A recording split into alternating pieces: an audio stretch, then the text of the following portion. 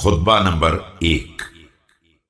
تخلیق کائنات، تخلیق حضرت آدم علیہ السلام، انتخاب انبیاء کرام علیہ السلام، بعثت رسول اکرم صلی اللہ علیہ وآلہ وسلم، قرآن اور احکام شریعہ اور حج بیت اللہ کی عظمت کا بیان۔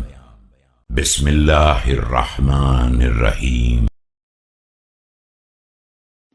الحمد لله الذي لا يبلغ مدحته القائلون ولا يحصي نعماءه العادون ولا يؤدي حقه المجتهدون الذي لا يدركه بعد الهمم ولا يناله غوص الفطن۔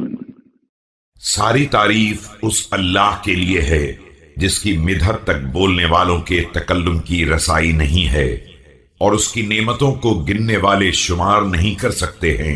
اس کے حق کو کوشش کرنے والے بھی ادا نہیں کر سکتے، نہ ہمتوں کی بلندیاں اس کا ادراک کر سکتی ہیں اور نہ ذہانتوں کی گہرائیاں اس کی تہ تک جا سکتی ہیں۔ الذي ليس لصفته حد محدود ولا نعت موجود ولا وقت معدود ولا أجل ممدود، فطر الخلائق بقدرته ونشر الرياح برحمته ووتد بالصخور ميدان أرضه۔ اس کی صفت ذات کے لیے نہ کوئی معین حد ہے، نہ توصیفی کلمات، نہ مقررہ وقت ہے اور نہ آخری مدت۔ اس نے تمام مخلوقات کو صرف اپنی قدرت کاملہ سے پیدا کیا ہے، اور پھر اپنی رحمت ہی سے ہوائیں چلائی ہیں، اور زمین کی حرکت کو پہاڑوں کی میخوں سے سنبھال کر رکھا ہے۔ اول الدین معرفته وكمال معرفته التصديق به وكمال التصديق به توحيده وكمال توحيده الإخلاص له وكمال الإخلاص له نفي الصفات عنه۔ دین کی ابتدا اس کی معرفت سے ہے، اور معرفت کا کمال اس کی تصدیق ہے۔ تصدیق کا کمال توحید کا اقرار ہے، اور توحید کا کمال اخلاص عقیدہ ہے، اور اخلاص کا کمال زائد بر ذات صفات کی نفی ہے۔ لشهادة كل صفة أنها غير الموصوف وشهادة كل موصوف أنه غير الصفة، فمن وصف الله سبحانه فقد قرنه، ومن قرنه فقد ثناه، ومن ثناه فقد جزأه، ومن جزأه فقد جهله۔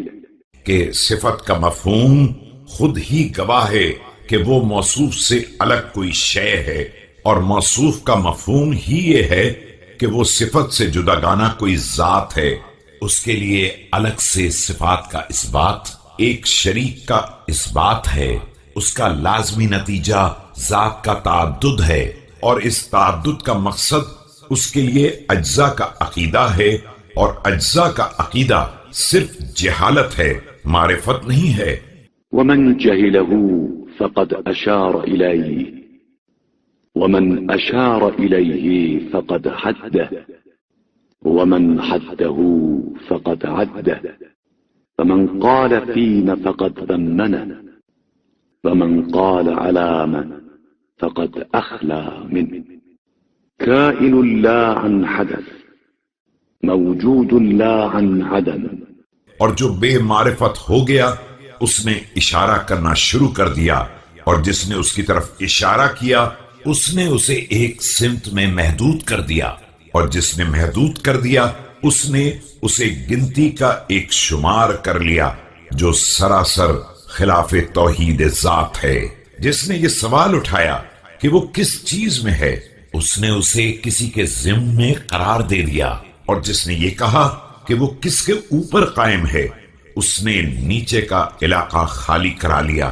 اس کی ہستی حادث نہیں ہے، اور اس کا وجود عدم کی تاریکیوں سے نہیں نکلا ہے،